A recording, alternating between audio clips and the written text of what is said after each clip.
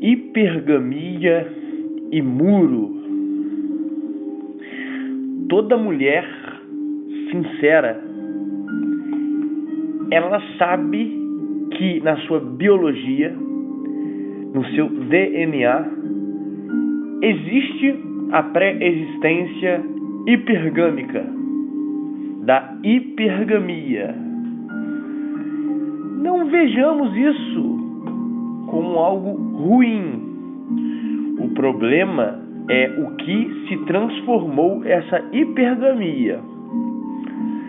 Falando sucintamente, o modelo clássico da hipergamia é até algo positivo. Por quê?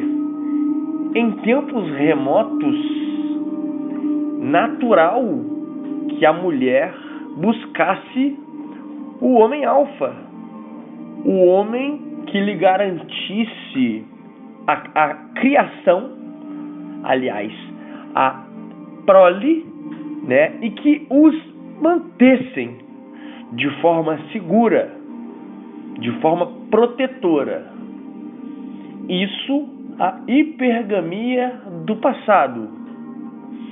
A mulher sensata, ela precisa assumir isso, esta questão que corre em suas veias. Da mesma forma, por exemplo, que o homem deve reconhecer a questão da poligamia pulsante dentro de si. Ambos, homem e mulher, precisam realmente meditar para que consigam colocar freios nestas questões de sua própria biologia.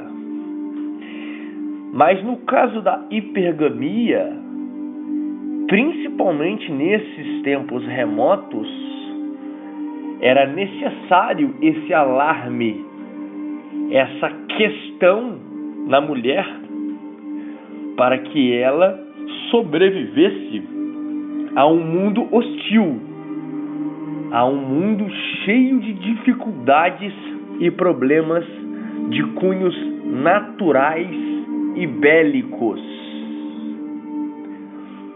Toda mulher esclarecida, toda mulher que se compreende, consegue enxergar claramente essa predisposição em si.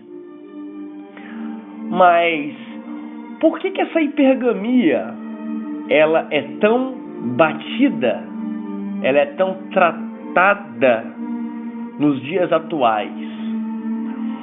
Porque essa hipergamia, apesar dela exercer questões muito semelhantes com a do passado, ela se tornou algo pejorativa, algo patológico.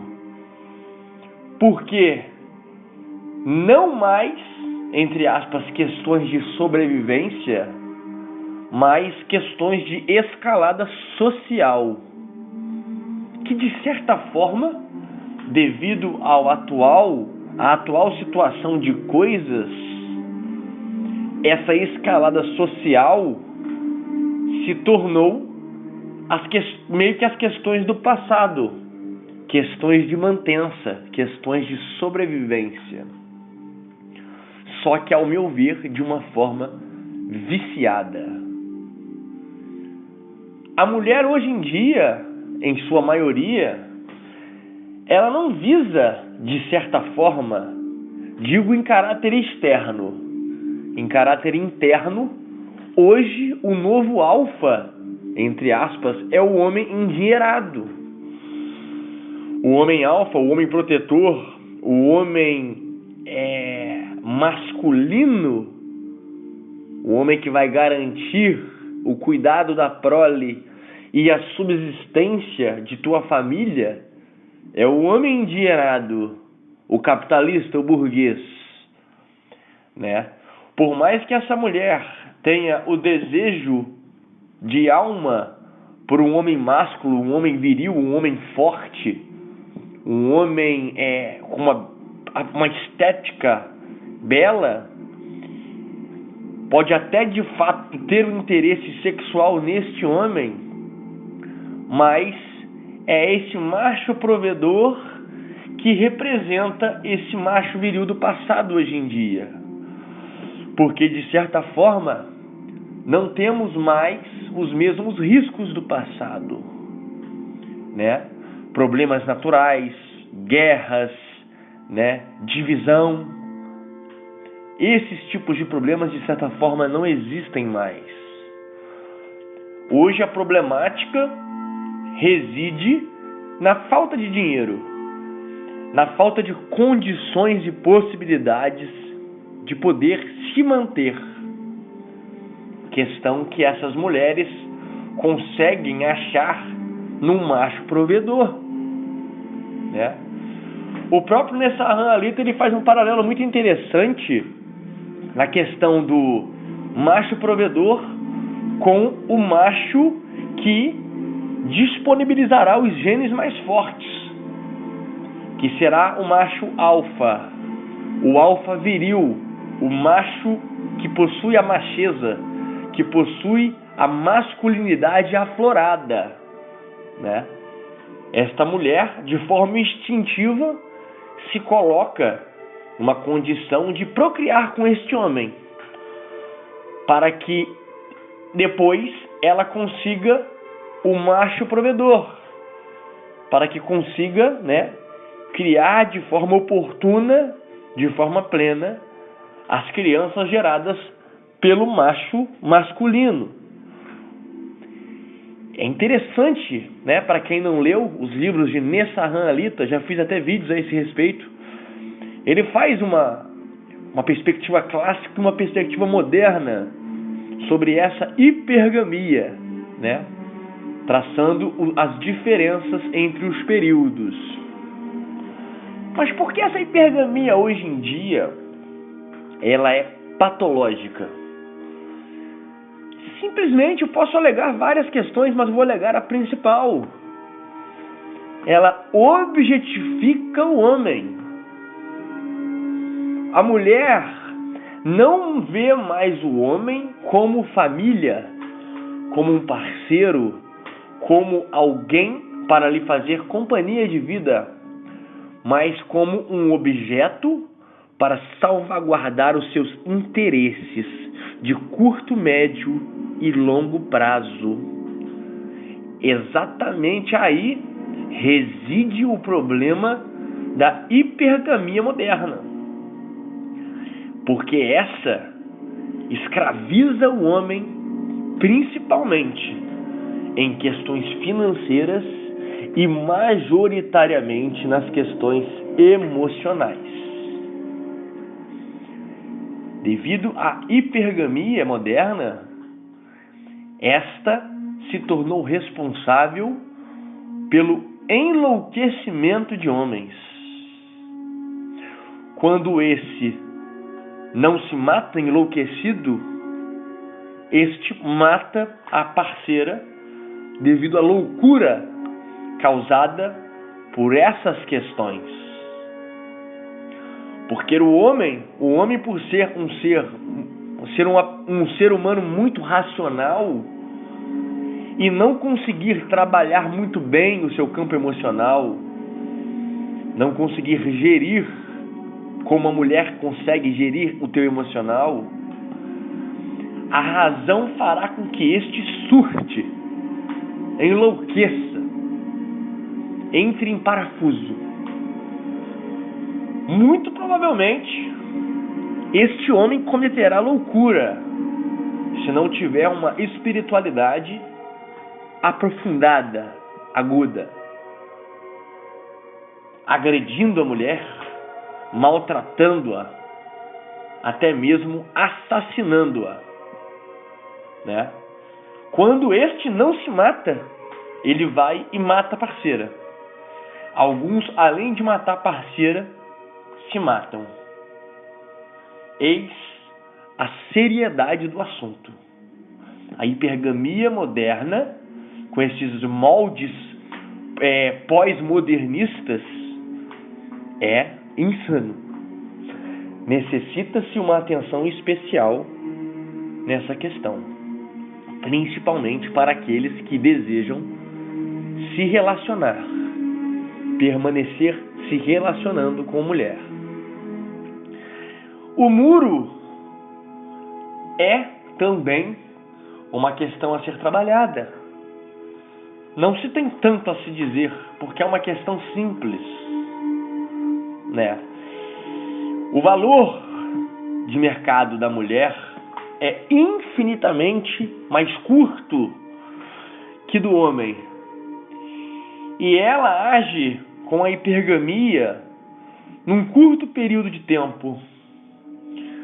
Porque, de certa forma, analisando-se o tempo e analisando a superficialidade da mulher de forma geral, ela utiliza de sua jovialidade, de sua aparência, do seu carisma físico e dos seus encantos emocionais nesse curto período de tempo para conseguir realizar o seu intento de se estabilizar na vida. E essa estabilização moderna tem o fulcro financeiro, né? Ela atinge o muro, a maioria delas atinge esse muro a partir dos 30 anos, quando o teu valor no mercado sexual começa a se deteriorar. Essa mulher não tem mais o carisma, não tem mais a beleza física, a aparência jovial que anteriormente tinha, né? Basicamente ali dos 13, 14 aos seus 26, 27, 28 anos de idade, onde ela está no teu pleno potencial sexual para o mercado, aonde ela é atribulada, pois não consegue lidar com a quantidade de machos à sua disposição. E, a partir do muro, as coisas já não conseguem se manter desta forma. Diferentemente do homem, que tem um valor no mercado sexual, começa de fato a se erigir, a se construir a partir dos 30 anos, que para o homem é a idade do sucesso, onde este se encontra numa maior estabilidade emocional, estabilidade financeira, sucesso de si mesmo, um conhecimento maior de si mesmo. É a idade em que o homem começa a construir. Aliás, alguns começam aos 30 anos, devido ao teu entendimento aflorado, mas outros já têm um certo avanço no teu império, né? Seja esse império intelectual, espiritual ou financeiro, ou os três, na verdade. E esse valor sexual, né, no mercado se adianta até o fim da sua existência. Ou seja, o valor sexual do mercado masculino a partir dos 30 anos, ele rende até basicamente o fim da tua vida, se este homem tiver cabeça, tiver entendimento, não for um louco, não for um idiota, não é verdade? Antes disso, o homem é um escravo. Antes dos 30 anos, o homem é um escravo dos seus sentidos, né? Se eu pudesse dar a minha visão, o meu entendimento para todos os homens, principalmente os jovens, falaria para que estes neutralizassem o seu ímpeto sexual na sua fase mais jovem. Sei que isso é um tópico muito difícil, devido, né, à natureza, né, a própria jovialidade, a puberdade, ela é insana na mente do jovem, né? Não deixa o jovem pensar em outra coisa a não ser sexo, mulher, sexo, mulher, sexo, mulher. É algo de fato animalesco.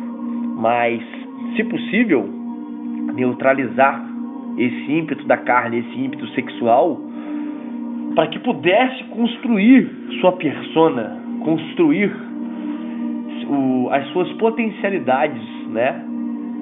Material, sexual, aliás, sexual não, material, espiritual e intelectual, para que atingisse de fato a sua liberdade em todos esses 3 campos aos 30 anos. Porque dali para frente, este homem não mais precisa mendigar mulher, porque esse já terá desenvolvido a sua aparência física, terá desenvolvido a sua capacidade intelectual e, de certa forma, a sua caminhada financeira. Dali para frente já não tem mais limite. Mas antes disso, o homem é um capacho, um escravo dos seus sentidos, um miserável. Mas, voltando ao assunto do muro, a mulher, quando bate de frente com esse muro, ela não tem mais a capacidade de escolha, pois o seu valor no mercado sexual está deteriorado. É onde se vê que muitas mulheres se colocam na situação de religiosas, de que querem alguém de fato como companhia, que não se interessam mais pela vida promíscua que levaram no passado, né?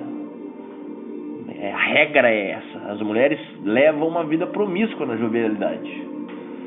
Não vejo isso como mal. É como as coisas são, né? É a selva de pedra em que vivemos. Aqui é só um paralelo intelectual, uma visão racional do que realmente acontece. E este muro faz com que essas mulheres caiam, de fato, na realidade. Comecem a raciocinar e terem de desenvolver novos métodos de approach, de aproximação dos homens. Porque não terão mais a atenção que tinham dos mesmos. Pois a gravidade já pesa. A sua aparência, o seu carisma, a sua voz de sereia que antes tanto ofuscava os homens já não tem o mesmo poder. Necessário se faz algo a mais para fisgar um homem, principalmente um homem já desenvolto, um homem com um mercado sexual nas alturas. Muito provável que não tenha chances. Hoje em dia você vê essas mães solteiras, mulheres mais velhas, né? Às vezes mulher solteira, mulher solitária, né? Se relacionando com molecada mais jovem, molecada na puberdade e tal, justamente porque os jovens não se controlam e elas vão jogar exatamente nesse incontrole, nessa falta de controle dos jovens, né? É onde conseguem, né, aquilo que procuram, talvez uma companhia, sexo, atenção, entre outras questões. Mas, analisando racionalmente, sem querer ser tendencioso, o muro é muito mais hostil, é muito mais desigual, é muito mais não isonômico, cruel em relação às mulheres. Isso é um fato indiscutível. O homem, ele passa por uma moenda, ele é esmagado pela cana até os seus 30 anos, no mínimo. Pois antes desses 30 anos, o homem não tem nada. O homem médio não tem nada. Ele é nu e cru, né? Escravo do seu ímpeto e do seu desejo sexual crítico, alarmante, nefasto. E é isso, gente. Mas é isso. Essa abordagem da hipergamia e do muro, ela é enorme, né? Mas eu quis fazer esse paralelo, né, entre o passado e o presente, né?